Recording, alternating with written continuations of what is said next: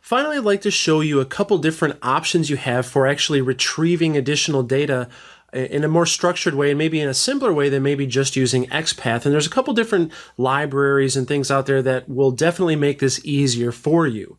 And one of those is Beautiful Soup. A very interesting name, but it's a very nice library that allows you to actually kind of parse through the HTML or XML that you get from websites or from any sort of source actually, and really works well and allows you to traverse the trees very easily. And Beautiful Soup allows you to use different functions that are built in, like children and parent and descendants and stuff like that. So you don't have to worry about writing those XPath query strings. You can use functions to actually do the same thing, which can definitely make things a little bit easier to read, I think, if you're unfamiliar with XPath. So I would definitely take a look at Beautiful Soup, as well as Scrappy. This is a very interesting open source library, so you can check out the source code and really learn about what a very robust scraper is all about. And you can go ahead and download the source code and play around with it, look through the documentation. Both of these sites, Beautiful Soup and Scrappy,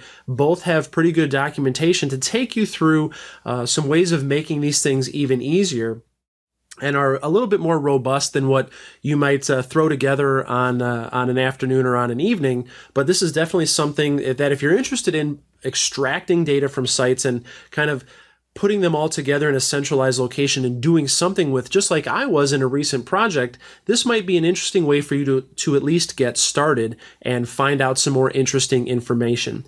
So I hope you have enjoyed this course in not only learning a little bit about crawling and scraping, but a little bit about how easy it is to do with Python with very little effort. And then hopefully, as we continue to increase the amount of Python content on Tuts Plus, you'll continue to learn more.